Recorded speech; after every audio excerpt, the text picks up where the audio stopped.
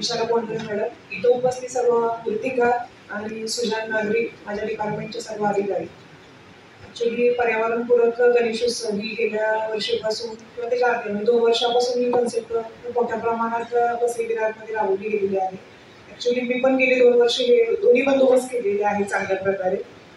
त्यामुळं पहिल्या 2 वर्षामध्ये त्या मानानुसार आपल्याला चांगला सहभाग लोकांचा बघायला मिळालेला आहे. कारण ज्या वेळेला आपण पर्यावरणपूरक म्हणतो की कृत्रिम तलावाची निर्मिती, तर बऱ्याच वेळेला 80% ही संकल्पना मी बघितलेली आहे की सक्सेस झालेली आहे.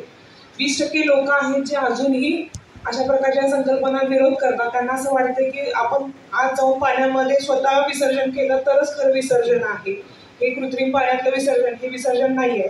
आणि सरांनी म्हणलेलं ते खरं आहे की पर्यावरणातले बदल हे अचानक दिसत नाहीत, हे वर्षानुवर्ष हळूहळू दिसत राहतं. म्हणजे आता जरी बघितलं दिल्लीचं टेम्परेचर 52 डिग्री 52, हे जर 56-57 गेलं तर माणसाला जगणं असह्य होणार. तर अशा प्रकारे जे काही हीट वाढलेली आहे, पावसाचं जर बघितलं आता जून महिना गेला पाऊस नाही, अचानक जुलैमध्ये 2-3 दिवसांमध्ये पूर्ण 2-3 महिन्याचा पाऊस होऊन जाईल. म्हणजे हे सगळे पर्यावरणाचे बदल आहेत. आज आपण फक्त आपल्या पिढीचा विचार करतोय, आपली मुलं आहेत, त्यांची मुलं आहेत. म्हणजे हे जे काही आज नद्या आहे, समुद्र आहे, डोंगर आहे, ह्या सगळ्याच्या ज्या नैसर्गिक गोष्टी आहेत, हा आपला अधिकार नाही, आपल्या बऱ्याच पिढ्यांचा त्याच्यावर अधिकार आहे. आज फक्त आपलाच विचार करतो आपण. गेल्या वर्षी मी बघितलं गणपतीमध्ये आणि दुर्गादेवीच्या ह्याच्यामध्ये पीओपीच्या बऱ्याच 14 फूट 15 फूट मूर्त्या अक्षरशः पायाला पूर्ण सर तडे केले होते. म्हणजे मी माणिकपूरच 2-3 उदाहरण बघितलेले आहे की बाबा इतक्या उंच मूर्त्यांचे हट्ट हे मंडळाने सुद्धा धरले नाही पाहिजे. 4 फूट 5 फूट जरी मूर्ती असली, श्रद्धा महत्वाची आहे. तुम्ही समाजासाठी वेगवेगळे कार्यक्रम राबवून तुम्ही वेगवेगळ्या प्रकारच्या म्हणजे योजना आखून हे गणेशोत्सव किंवा दुर्गा उत्सव हे दोन्ही साजरे करू शकतात. परंतु एखाद्या गोष्टीचा हट्ट धरणं हे महत्वाचं आहे. जसं तुम्ही मूर्ती करणार आहे तसं प्रत्येक नागरिकांना म्हणलं पाहिजे की आपण शाडूची मूर्ती घेतली पाहिजे. उंचीची मर्यादा आपण ते नाही केली पाहिजे की बाबा अर्धा फुटाचा 1 फुटाचा गणपती हा गणपतीच असतो आणि तुम्ही किती श्रद्धेनं मनापासून त्याची पूजा करताय ह्याला महत्व आहे.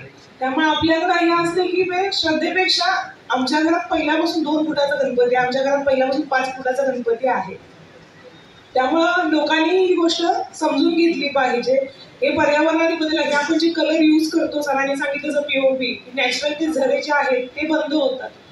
हे तलाव जे आहेत हे सगळे दुर्गंधीयुक्त काही काळानंतर दिसून येतात किंवा त्याच्यातले मासे ही जैवविविधता आहे, त्या माशांना पण अधिकार आहे की नाही जगण्याचा.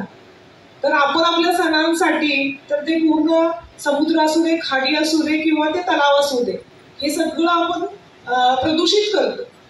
आणि त्यातली जी फक्त मासेच नसतात, खूप मोठी जैवविविधता असते जी या पाण्यामध्ये काम करत असते. तर ही सगळी कोलॅप्स होते. तर माझं इथं बसल्या सगळ्यांनाच आहे की तुमची ही बाजू जरी खरी असली तरी प्रशासनाला मदत करा. हळूहळू या गोष्टी लोकांच्या अंगवळणी पडतील. लोक सुद्धा उद्या जाऊन शाडूच्या गणपतीची मागणी करतील. आज जसं सरांनी सांगितलं की आम्ही प्रत्येक ठिकाणी जसं तुमची मिटिंग घेतलेली आहे सर, आपण बऱ्याच ठिकाणी म्हणजे बऱ्याच भागामध्ये सुद्धा अशा प्रकारचे पोस्टर लावून लोकांना आव्हान करू की मूर्तीची जी उंची आहे ती पण थोडी कमी ठेवावी आणि सगळ्यांनी जास्तीत जास्त शाडूच्या गणपती वापराव्या. म्हणजे प्रत्येकाच्या बजेटनुसार असते. परंतु आज जरी 2 वर्षांमध्ये हे जर वेगळं झालं तर पुढच्या 4-5 वर्षात ही नक्की सक्सेस होईल.